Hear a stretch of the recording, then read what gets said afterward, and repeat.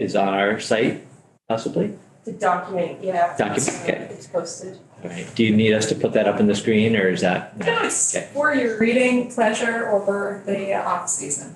Okay. Well, as we are as is typical at the end, as we near the end of the session, find ourselves with lots of free time and nothing else to do. Sometimes, but it would be helpful to schedule a few minutes anyway to hear some more about farm worker housing. So we have two guests with us. Why don't you just jump right in and you can introduce yourselves to the listening audience, and then whatever you have to share would be great to hear, and then we'll see what kind of questions we have. Sounds good. Well, for the record, my name is Polly Major. I'm the Director of Policy and Special Projects for Vermont Housing and Conservation Board. I know our Executive Director, Gus, has been in here with you prior, as has Liz, who's our Director of Farm and Forest Viability. It's my first time sitting in this chair with you all, but on a personal note, my family has a sheep farm in southern Vermont, and we produce cheese. I grew up working on the farm, and my father is a dairy veterinarian. So the work you do in this room is really personal to me. And thank you for all of that. David's your father? David is my uncle, and Stephen's my father. Yeah. So I grew up working with David on the farm. With me today is Julie Curtin, for our partners with Champlain Housing Trust. I'll let Julie introduce herself. Sure. Thank you for having me in today. Julie Curtin. I'm the Director of Home Ownership at Champlain Housing Trust. Talk a little bit more about our farm worker housing work, but the first time I think I'd come here was many years ago. I did for a number of years also work at Vermont Land Trust, where I did quite a bit of farm conservation work. So great way to see the state, to work on farm projects all over the state, but great to be here today. And so you had invited us in to talk about farm worker housing, and this is an issue that really sits at the cross section of so much of what VHCB does. It speaks to our housing mission, but also the work we do in farm viability and conservation. And because of this kind of intersectionality, we've heard the needs for farm worker housing for many years and looked at how we can help support housing on farms. And in 2021, we commissioned a report to pull together to do a needs assessment of farm worker housing in the state. And so that's what I shared on your committee page. And so what I'm going to do is talk a little bit about what is in this report and encourage you to take a look at it if you're looking at taking up this subject more broadly in the future. It's a great resource. And then I'm going to turn it over to Julie, who actually administers a program to support farm worker housing that is funded through VHCB and is in the pilot stage. So we're learning a lot through her work and those early grants.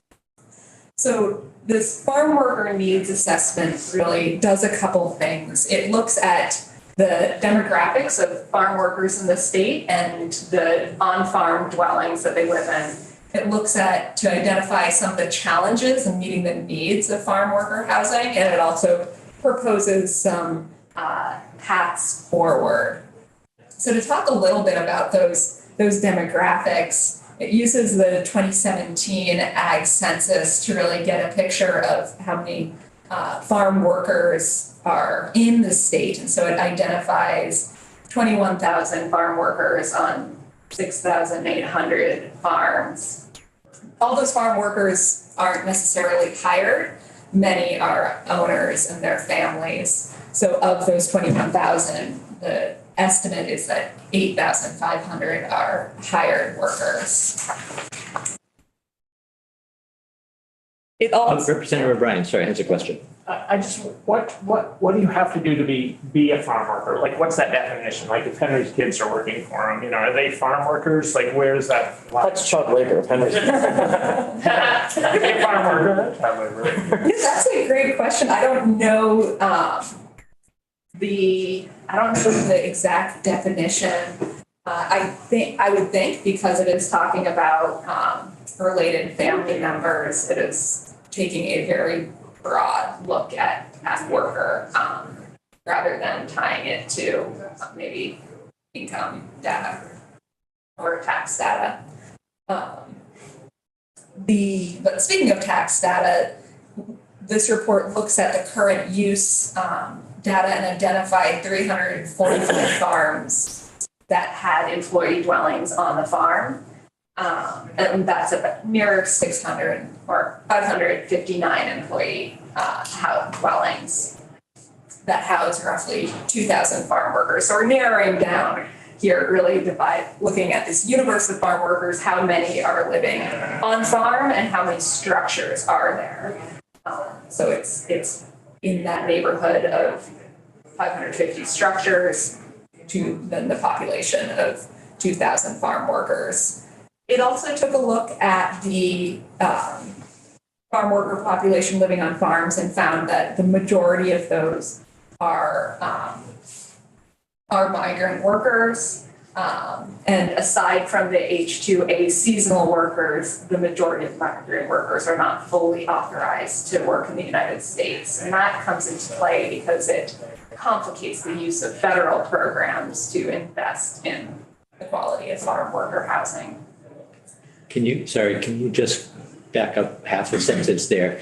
You said other than and then you named a visa program, I think. Oh, H-2A. H-2A, Yes. okay, so, and how big a percentage would that tend to be? Let me see. The data that this report was looking at, again, it's a couple of years old, identified that of the migrant workers living on farm that are H-2A, that's 650 workers. 650? I think that number fluctuates pretty significantly. I know we saw, I recall seeing a dip in visas that were going through in 2020 because of the pandemic. So I'd be interested about this 2021 report, how static that number is. That's helpful for just sort of some context anyway. Representative O'Brien. If you're an H-2A worker, the farms are supposed to give you housing, that's part of the requirements, is that true? That's my understanding. Right. And farming is a really unique business. There's not too many businesses today that we still look to provide employee housing. And in the broader affordable housing world, employee housing is a tricky subject because tying your housing to your employment, lose employment, you also lose housing. So this is one of the few sectors where this is still the practice. One estimate that this report made, and again, I'm going through this pretty broadly, there's a lot in here, is that if we look at these 550 dwellings and imagine a program that invests in increasing their quality and is voluntary, so farms are applying to this program. The estimate in this report was that if 10% of the need was addressed each year, that would require an annual investment of $2 million. So just pretty broad ballpark figure based on a couple of years old data, but still helpful to have that in the back of our minds. One of the challenges this needs assessment ran across was assessing the quality of on-farm housing. I think there's a challenge in defining what is quality and in accessing all these farms. A lot of it's anecdotal evidence, but I know we've heard from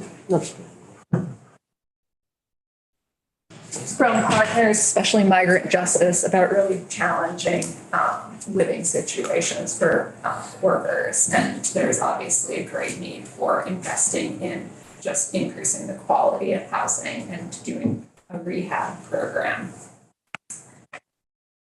Another thing this report did was to pull together a matrix of programs that could or already do work in the farm worker housing space. So if I had a presentation, I would have it up on the screen, but it's a pretty long list of federal, state, and philanthropic programs. So if you are looking at this issue of farm worker housing in the future, I think I would encourage you to to look at this matrix and maybe talk to different players who are identified here. One that I'll speak to is the USDA's farm labor housing program. It's a federal grant and loan program run through USDA Rural Development that we have not been able to use recently in Vermont. There's many challenges with that program. And one of the key challenges is that it has to be used for U.S. residents with legal status. But that is a program that other states have been able to use more effectively. And I think one of the key differences is it's used out west with farms of a larger scale maybe than Vermont. So we continue to look at this program and try to figure out how to help it work here in the state. And I know Sarah Waring, the state director for USDA, is a great partner in this. But we have really found that because we cannot really tailor this federal source for state needs, we need a state program that can help farms improve the quality for farm worker housing. Representative Cole.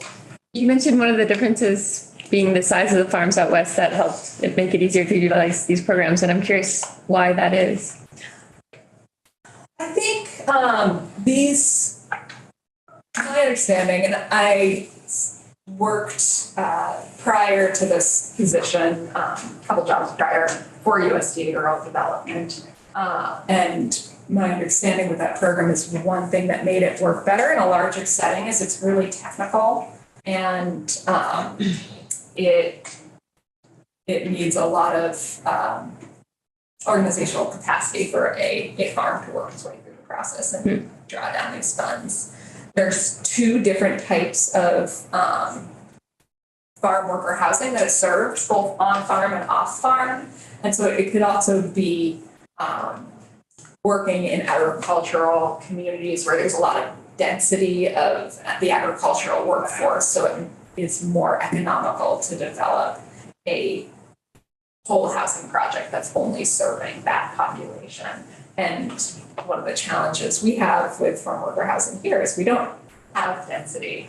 And that's also one of the reasons why we continue to see this on-farm housing linking employment to housing, because there's not a lot of other housing options where our farms are. I know I was talking about this with my uncle the other day, and he was talking about just losing an employee because they were driving an hour and a half from where they had found housing to his farm.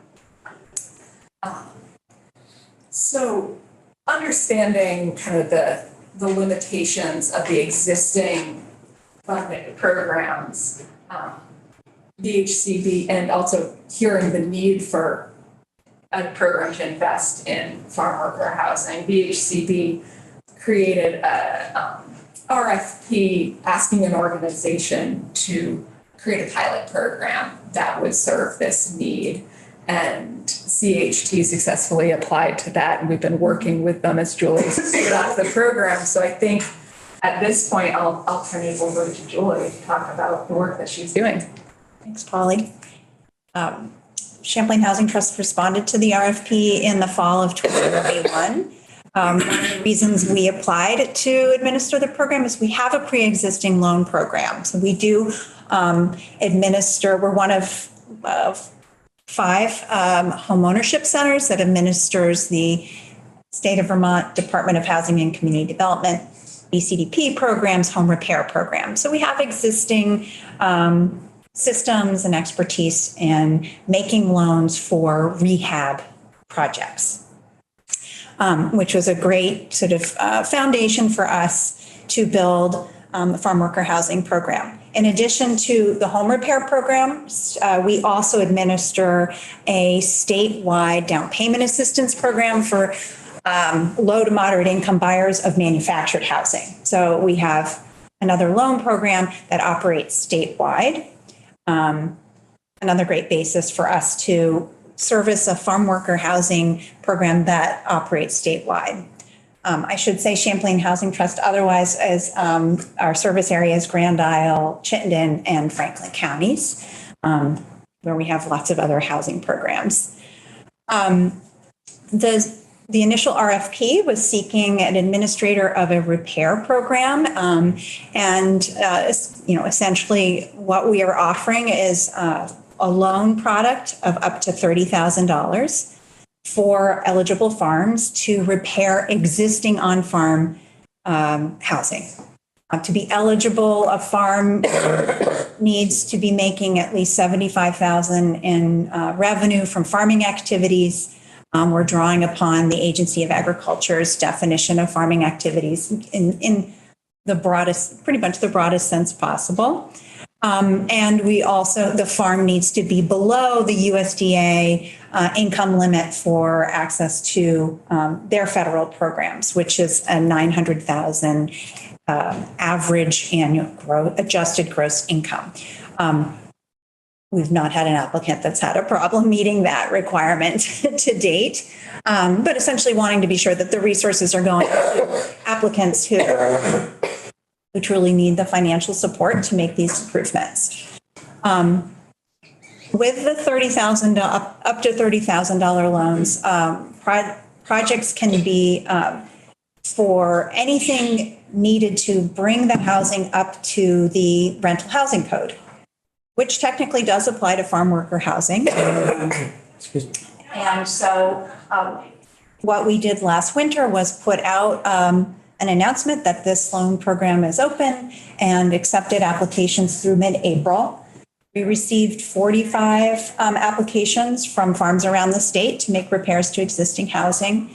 And the only counties that we didn't receive applications from were Grand Isle, Essex, and Bennington counties. So most of the state, highest concentration of applications were in Addison and Franklin counties, which we weren't surprised by because that's where the greatest concentration of dairy farms are in the state that have the largest, typically the largest labor needs and on-farm housing needs. We saw a wide range of repair needs, everything from electrical work, a lot of, bathroom and kitchen rehabs to address mold issues, plumbing work. We have some septic replacements, roof work. So this is old Vermont housing stock. So a lot of these homes are, 100 plus years old. Representative Cole? After issuing a loan, I'm curious if you monitor the progress of a project from start to finish, or if it's just like, the money expectation piece of just getting the loan. And the way our loans work is we, before we close the loan, we do an on-site visit. And we actually have a checklist that we use based on the rental housing code to develop the scope of work. And then we require our borrower to get estimates for the work so that we can size the loan to the scope of the project. We then close the loan and make distributions to the contractor as the work progresses, with a final distribution at completion. At that point, it's a 10-year term, and we are requiring our borrowers to certify annually that the housing is being maintained and being used for farm worker housing. For every year over that 10-year period, the balance declines by 10%, so that by the end of 10 years, as long as those requirements are met, no payments have been due. Representative O'Brien? What typically happens with farm worker housing when a farm goes out of business? Can the former farmer, rent those units to people looking, to be tenants? They could. It would require a repayment of whatever balance remained on the loan, since the terms of this loan product does require that it be used for farm worker housing. Does it matter if the farm worker's paid or not, whether they can live in that housing? Typically, farm worker, the housing is a part of the payment, but we are just looking to our applicants to certify that they need the housing for their farm labor. Representative Lipsky. So a conventional loan, there might be interest only, but in this case, as long as they've met the standard of completing the upgrades and repairs and maintain it as farm housing stock, there are no interest or no principal payments until it diminishes after 10 years. That's correct. And where are you getting your funds? Through Through VHCV? Yep. So these are general fund It dollars. is true. And how are you holding up and able to meet the demand to service the Champlain housing project for farm work? Speak a little bit to the house. So we received, with the initial RFP, we received $500,000 of loan capital. And some additional funding to pay for our operating costs. So because we have staff running the program and servicing the loans. With that 500,000 of loan capital, we've been able to make essentially 16 loans to 16 different farms. What is the demand for loans? Could you do another 16? You do another 60? Yes, the initial round, we received 45 applications. We funded 16. So we opened a second round this winter and we're working through those applications right now. The needs assessment gives a good sense of the demand statewide. We did not receive applicants from all of the farms represented in the needs assessment. Based on project dollars, the first round of applications, if every project was fully funded, we would have needed about $1.8 million. We have partnered with UVM Extension to do outreach, and they have a regional coordinator program with staff that are on farms. So we continue to get the word out there to farms to apply to us. We just closed the second application round, and if we would be fully, we received another $774,000 in loan capital in round two. If we fully fund all the applications we received in round two, we will completely spend those funds. And I will say that for the last couple of years and then this year's budget included, as the legislature has allocated funding to VHCV, one-time funding to address the state's housing needs. Within that language, it specifically lists out farm worker housing as one of the uses that we're looking to us to use this money for. So we're asked to balance between the multitude of housing needs in the state, but farm worker housing is called out as a priority. We are also running another pilot program to look at larger loans for farms that have housing that's essentially beyond repair.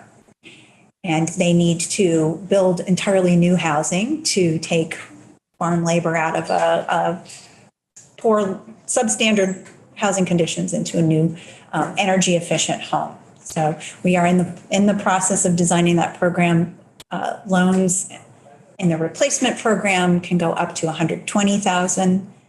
We are seeing our applicants, their project costs are quite a bit in excess of the $120,000. So they are working to find other sources, be that conventional financing or other grant opportunities that are out there to essentially close the gap in their project budgets to build new housing for farm workers. So we are learning a lot about sort of farm capacity to do new capital construction and improvements, as well as just the various technical requirement permitting and project management and so forth for putting in new housing on farms. We have another $520,000 of VHCB funding that will fund approximately 5 farms that need to put in replacement housing for their farm workers. Representative Cole. What are the largest permitting barriers to putting up housing? Is it within Act 250 or other things as well? For the replacement program, again, we're really very new, so we've only so far seen, we're working through our first 3 farms. One did need to go through local zoning. We actually needed to create a separate lot because local zoning requires a dwelling to be on a separate lot. And then state wastewater permitting, which is a pretty known path for if you get a properly engineered plan. Act 250, I would be speaking out of my expertise. I mean, typically it's only a unit of housing, and these are farm operations. So I don't know. Act 250 has not come up in the 3 that we're seeing so far. These are often conserved farms, so we do need to navigate the terms of the conservation easement and make sure that the housing is in a place that's either permitted or not subject to the restrictions in the grant of development rights. Representative O'Brien? Are there federal guidelines or restrictions on, who can stay in this housing? So if a family follows, a farm worker, or if you have a bunkhouse, you need a certain amount of toilets or bathrooms or a kitchen or kitchenette? Are there all those sort of federal guidelines for this housing? Because our funding source is state funds, we don't have federal requirements that have come with the funding. If they're H-2A workers, Right. then there would be requirements with that program. So otherwise, for our programs right now, it's really the rental housing code that the state of Vermont has. Can you talk just a little about that as far as, mobile homes or tiny houses, or it needs to be, something more substantial? I can talk a little bit about that. I can't talk about the specifics in terms of, say, square footages and requirements, but basic requirements like you need to have smoke detectors in every bedroom and kitchen and bathroom facilities.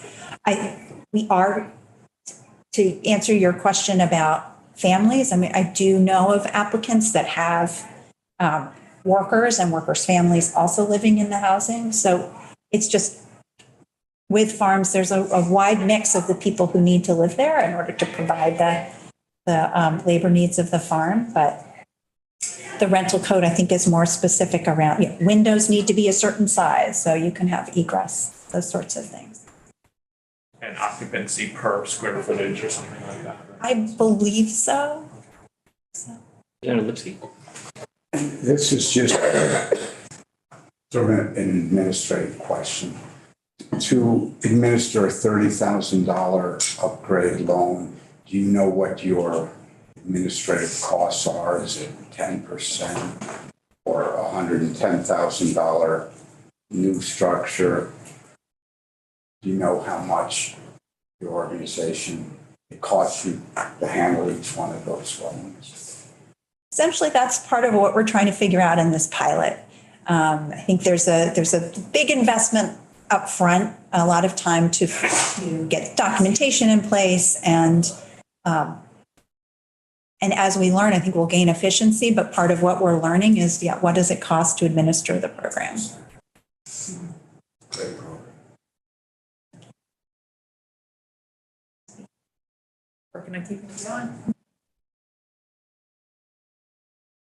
Any other thoughts or anything else you wanted to share about the program or otherwise? Some areas that we're looking at in the future is this program is focused on farm worker housing, and we see such a clear need there. But as our farm and forest viability program works with farm businesses, they also see a need for investment in farmer housing. And so we're looking at how, as we design this program, how we can meet that need as well.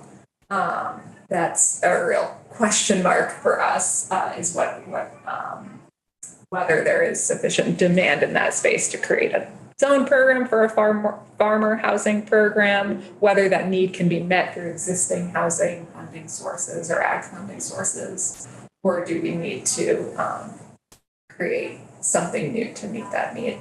So that's one area we're thinking about. We're also working closely with a broad number of partners as we work on farm worker housing. So Efficiency Vermont has a program where they provide technical assistance for zero energy modular units, and they're working closely with Julie on this replacement model. We work with with Dignity and Migrant Justice. They do work helping identify farms and refer farms to the program. There's a professor at UVM, Dan Baker, who's done wonderful research in this area in the state, and works to help convene folks who work on farmer housing. So there's VHCB and CHT are certainly not alone in working in this space, and there's a lot of different organizations that are thinking creatively about how to meet this need. One of the kind of next steps for us is to continue to work with CHT on the pilot, and also to continue to convene stakeholder meetings around both farmer and farm worker housing. I also would be interested in ideas from your committee on priorities you're seeing in your districts, and if there's things we're not thinking about or partners we're not thinking about, we're happy to reinvent and make new partners. So you held up a copy of the report earlier, and I have it in front of me. It looks like 60-some pages. It does look like an intimidating number of pages, which I thought as I went to read it for this, but the first part is an executive summary. That's helpful. Yeah. So those of us who haven't already had a chance to read through it will have summer and fall to do so, and then when we come back, we may want to continue the conversation. Is there anything else that right now you can think of that's here that we haven't touched on, that's in the report that we might want to know or be thinking about? I think one thing to bear in mind with this report is that it is a couple of years old, and we are very aware of the rising costs of both repair and replacement. So some of the estimates around what is the funding it takes to meet the needs may be a little out of date. I think there's a estimate in here about the number of small scale improvements that are $5,000 or less, and I think we're concerned that there's now not much you can meaningfully accomplish with that estimate. Sounds like. May I build off of? Yes, please. Off of that, yeah, when we first rolled out the program a year ago, I think we thought we would be funding a lot more farms because we expected more of those $5,000 projects. And once you got into the projects, they quickly hit that $30,000 mark. We really wanted to be sure that we were funding a project that at the end of the day was going to comprehensively address all the issues in the housing too, which was a policy decision we made. So I would just reiterate that both in the repair program and in the, the cost of new housing is very expensive. And we do talk with I talk with Efficiency Vermont on almost a weekly basis. They're working very hard to find a new housing product that is more affordable, but it is very expensive. And the other thing I will add is that farmers don't have a lot of capacity. This is a technical area, housing development, and farmers are are managing a complicated and big business. So it's just, I'm finding farmers don't have a lot of capacity to fill out all the grant applications that are required to, particularly on the replacement program. The repair program we've tried to keep pretty straightforward, but building a budget for a $450,000 new building project with multiple funding sources that has energy efficient requirements with it is very technical and complicated, especially when you are thinking about how does this integrate with other decisions that I'm making for my farm operations. So that that is a need that we're seeing in order to get these projects across the finish line in a way that's fiscally responsible for both the borrower and for the funders. Having some support for the farmers, I think is going to be essential. And that's even been a bit the case in the repair program. One thing we see are some farmers just struggle to find contractors or struggle to get contractors to get timely bids so that we can price out the project and get it underway. We are used to working in our home repair program with sort of a lot of oversight with the contractors. And, I think farms get somebody there when they can and get the job done if you're there. And so even in the repair program, I think having a little bit of support so that those resources are there to get the contractors on site and make sure that they, the paperwork and insurance is in place that we want to see in order to make sure that the project is going to be responsibly done. Having some support for that could be helpful. Representative Skiddy. Last thought, we've gotten a lot of testimony in the agriculture sector, and obviously farm worker housing is one of them. So my question is really as much to Chairman Durfee as anyone. We also there's been outreach from various agencies within the administration that there still are, whether it's ARPA, I don't know what all the initials stand for, but there are federal funds that are winding down that are accessible still. Is there anything that you're aware of in any of those federal programs that could address specifically on farm worker housing that we? No, I don't think, I don't think I'm the person to ask actually. And I think that everything that the state has been allocated is accounted for at this point. Whether there's additional funding that in Washington you might actually know pretty well, Polly. I don't know. Does Anson Tibbetts do? Yeah, I think my previous role, I worked for Senator Leahy covering housing for NPR in the state, but not agriculture. So in the housing space, the majority of the funding came through the state and local fiscal recovery fund, and that is being spent. VHCB is allocating those final dollars in our next few current rounds. So we're, as a state, doing a good job spending down the COVID response money. In terms of other federal money coming to Vermont in the ag sector, I know we're anticipating, this is outside of farm worker housing, we're anticipating because of the Inflation Reduction Act, additional dollars coming for farmland conservation that we're hoping to match and draw down next year. So as that factors into the broader business model of farms, that's a federal resource that we're hoping to utilize well here, but isn't specific for farm worker housing. Just one source that recently became aware of in the replacement housing is the Agency of Commerce has a program called the Community Revitalization and Recovery Program. And staff with that program have said that farm worker housing is an eligible use of those funds. So we do have a couple applicants who are, or one in particular at least, who plans to apply for some of those funds. And I believe that's ARPA. It was $40 million. I think it was also ARPA money through ACC. One of the challenges that we're running into in using more traditional housing financing mortgage models to invest in new housing on farms can be the conservation easement and that mortgage. Having a conservation easement on the farm makes it hard to sell that mortgage on the secondary market. It needs to be held locally. So that is one of the dynamics we're looking at as we try to pull traditional housing dollars into this problem.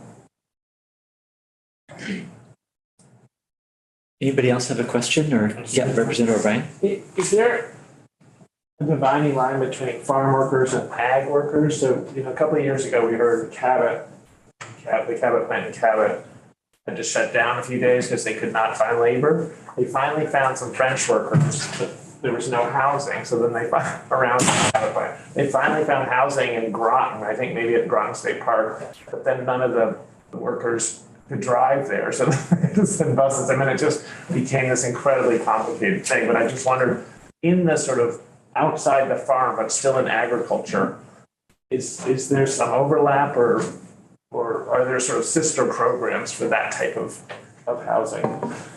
This is specifically looking at on-farm housing. Once you're getting into the broader kind of value-added manufacturing, that starts, I think, looking to us more like workforce housing and how do we meet that need, which is a serious need. I had conversations with Cabot while I was in Leahy's office about that very issue. Yeah. And harder to find dollars there or just different challenges?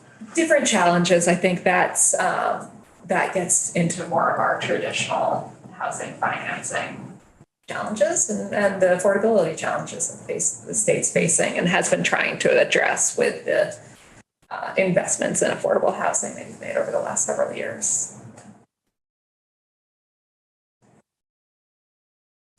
Any other questions? Thank you both for coming in. Thank you for your Thanks for interest. having us. Yeah, thanks for having us. Happy to answer any other questions in the future. Good. All right. Well, we know how to reach you. And yeah, I mean, I think in January, we do want to dig into this topic a little bit more. And we may be back and ask, to sort of go back to some of those foundational questions and get us started again. But this has been helpful. Thank you. Thank you.